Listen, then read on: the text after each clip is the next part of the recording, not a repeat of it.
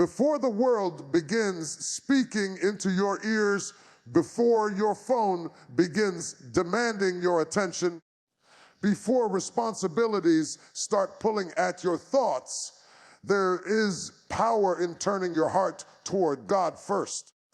The way you begin your morning often determines the tone of your entire day. When you wake up and immediately invite God into your space, you are saying that He is not an afterthought, but a priority. You are acknowledging that no schedule, no message, no pressure is more important than His presence. Morning prayer is not a religious routine. It is a spiritual alignment. It is the moment you shift from operating in your own strength to leaning into divine power. When you start your day without prayer, you carry the weight of life alone. But when you start your day with God, you hand Him the burden before it gets too heavy. Life has a way of throwing unexpected challenges into our day, an email you were not prepared for, a conversation that unsettles you, news that shakes your peace. But when you have already placed your heart in God's hands early in the morning, you are not easily broken by what comes later. You walk into chaos with calm. You face pressure with peace. You encounter problems with perspective. You may not control what the day brings, but you determine who walks into the day with you. Seeking God in the morning is an act of trust. It says, Lord, I don't know everything that lies ahead, but I know you go before me. It is surrender before stress arrives. It is rest before the race begins. When you kneel in the morning, you stand stronger through the day. That quiet time with God may seem small, but it creates a foundation that holds up your entire day. You are building your life on prayer before you build it on plans. Morning prayer also cleanses your emotional and mental space. You wake up with the residue of yesterday's worries, regrets, and disappointments still clinging to your thoughts. Prayer washes that heaviness away. It gives you a fresh beginning. It allows God to reset your mind, refresh your spirit, and restore your strength. The morning becomes a sacred moment where yesterday loses its power and today is filled with new mercy. When God becomes your first voice, other voices lose their authority. Fear gets quieter, doubt gets weaker, confusion begins to fade. You begin to hear God's direction more clearly because you gave Him your first attention. You are training your spirit to listen before you act, to believe before you doubt, and to trust before you worry. Morning prayer reminds you that you are not starting your day alone. Heaven is moving in your direction even before you step out the door. There is also power in consistency. One good morning prayer can lift your day, but a lifestyle of seeking God early transforms your life. It changes how you react, how you speak, how you think, and how you endure. You begin to approach life with faith instead of fear and purpose instead of panic.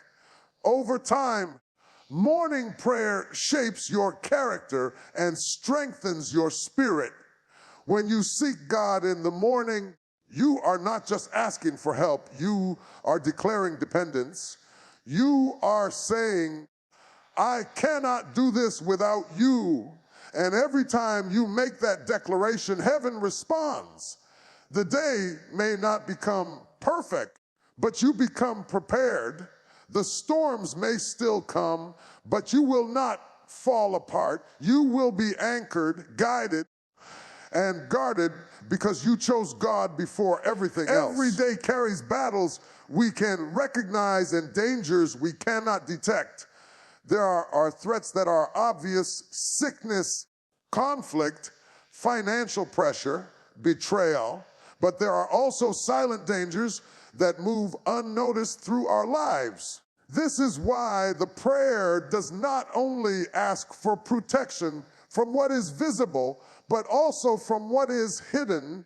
It is an act of humility to admit that we do not see everything, understand everything, or foresee everything. Asking God to protect us from unseen harm is a declaration that His vision is greater than ours and His protection is broader than anything we could provide for ourselves. Many times, the greatest damage does not come from what we expect, but from what we never saw coming. Disappointments arrive suddenly. Temptations appear in moments of weakness. Accidents occur without warning. False friends reveal themselves too late. The unseen danger is often more destructive than the visible one because we are unprepared for it. When we ask God for protection, we are inviting Him into the details we overlook. We are asking Him to block what we didn't know was coming, to cancel what we were unaware was forming, and to remove what our eyes could not detect. Prayer becomes a spiritual shield around your life. It forms a barrier others cannot see but heaven honors. When you ask God to deliver you from hidden danger, you are asking Him to intercept attacks before they reach you.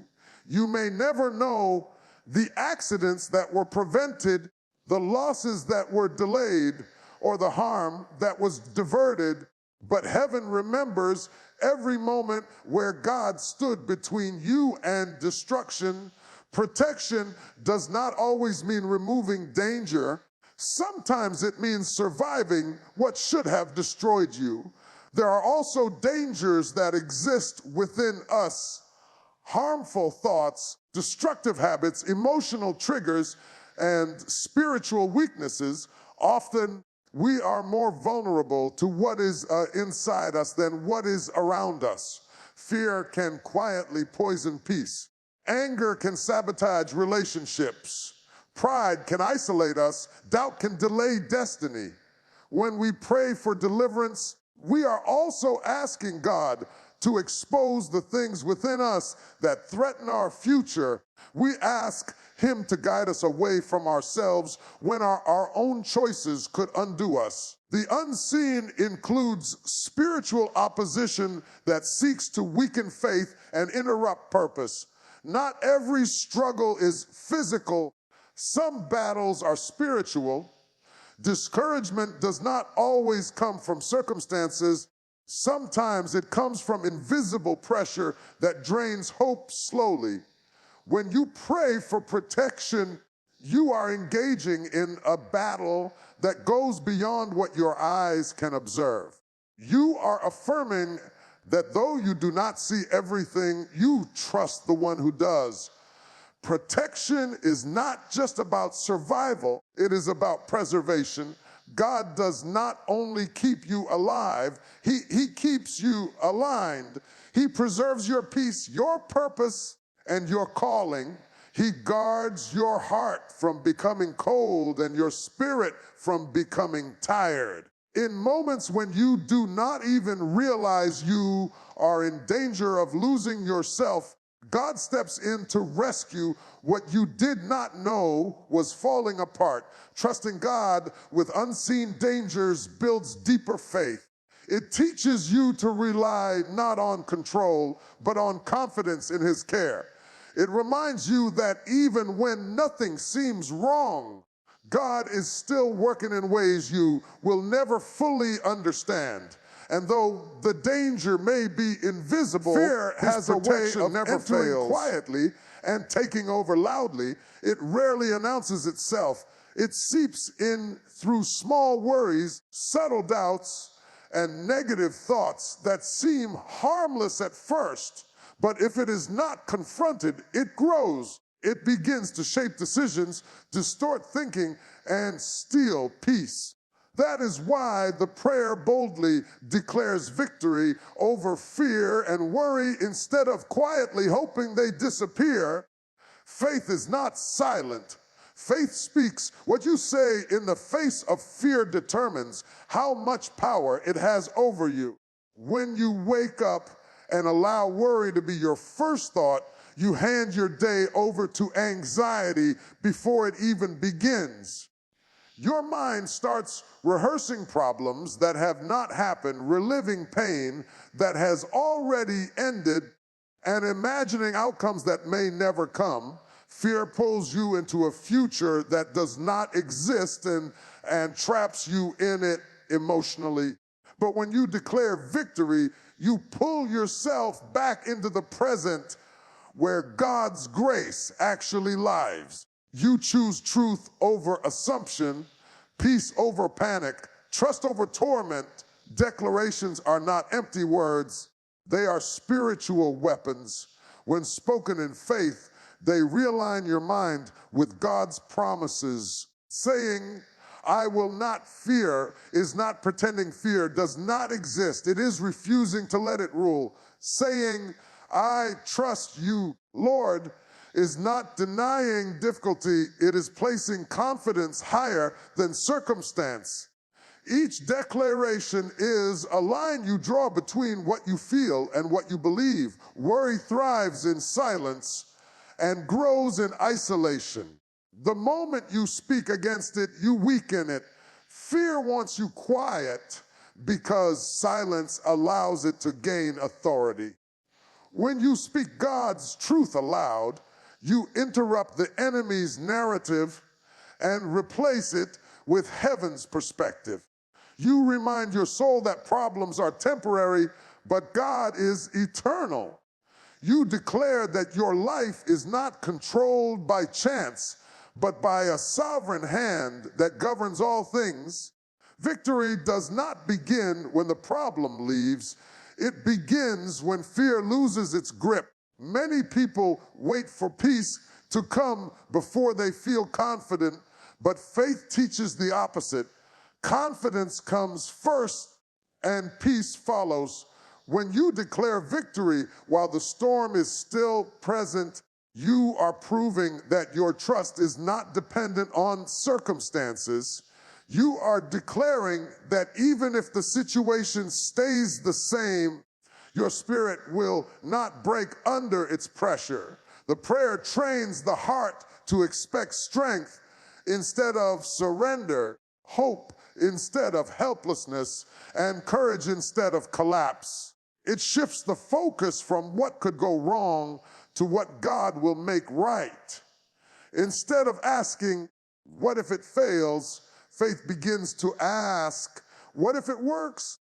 Instead of anticipating disaster, you begin to anticipate deliverance. This internal shift is where transformation begins. Fear also weakens purpose. It convinces people to shrink dreams, delay obedience, and live beneath their calling. But when victory is declared daily, fear loses its influence. You begin to rise with boldness instead of hesitation. You pray with confidence instead of doubt. You walk with authority instead of insecurity. The heart becomes trained to resist fear and return to faith instinctively. When you declare victory every morning, you rewrite the script of your life. You stop expecting defeat and start anticipating breakthrough. You may still face challenges, but you face them believing God will move. Fear no longer controls direction, faith does. Worry no longer defines identity, truth does. Deliverance day not only about escaping, but what is around you. It is also about healing what is within you. Many people spend their lives asking God to change their situation while ignoring the condition of their heart. But true transformation begins on the inside. The prayer reaches into the deepest parts of the soul and asks God to cleanse what people cannot see. It recognizes that bitterness doubt, and confusion are just as dangerous as any external enemy. Sometimes the greatest threat to your future is not what you are facing, but what you are carrying. Pain has a way of settling into the heart if it is not properly released. Disappointment becomes resentment. Hurt becomes anger. Delay becomes doubt. Over time, these emotions harden the heart and cloud the mind. They shape reactions, damage relationships, and distort self-worth. When the prayer asks God to cleanse the heart and renew the mind, it is asking Him to remove spiritual toxins that silently destroy peace. It becomes a request not just for survival, but for restoration. The mind is a battlefield. Thoughts are not neutral. They either lift you or limit you. When the mind is polluted with fear, shame, or regret, it becomes difficult to trust God fully. Old wounds replay like broken records. Mistakes are repeated mentally long after they are forgiven spiritually. Self-doubt becomes louder than faith. Inner cleansing invites God into those thought patterns and asks Him to rewrite the narrative. It is the process of no longer living in the echo of failure, but in the voice of grace. Renewal is not a one-time event. It is a daily surrender. Just as the body requires washing every day, the spirit requires cleansing regularly. The world deposits stress, negativity, temptation, and distraction into the heart constantly. Prayer becomes the water that washes away the residue of life. It clears away what tries to settle and reset what tries to drift. Without spiritual cleansing, the soul becomes cluttered, overwhelmed, and heavy. But when God renews the heart, clarity returns. Hope rises again. There are also hidden struggles God wants to expose, not to shame you, but to heal you. Some wounds are buried so deeply they have become normal. Insecurity becomes part of identity. Rejection becomes a personality trait. Loneliness feels permanent. But when the heart invites God to cleanse it, those buried wounds begin to surface, not to hurt you again, but to be healed properly this time. God does not just cover pain, He cures it. Inner renewal restores balance. You begin to see clearly again. Emotional reactions soften. Forgiveness becomes possible. Peace becomes natural instead of rare. Joy starts to return quietly, not because life suddenly became perfect, but because God has restored order within. When the inside is healed, the outside no longer has power to control you. People may disappoint you, but they no longer destroy you. Circumstances may change, but they no longer shake you to the core. Spiritual renewal also reawakens purpose. When the heart is heavy, destiny feels far. When the soul is wounded, dreams shrink. But when God cleanses the inside, courage returns, vision is restored, passion rises again. You remember who you are and why you are here. You stop surviving and start living again. The heart becomes a place of life instead of weight.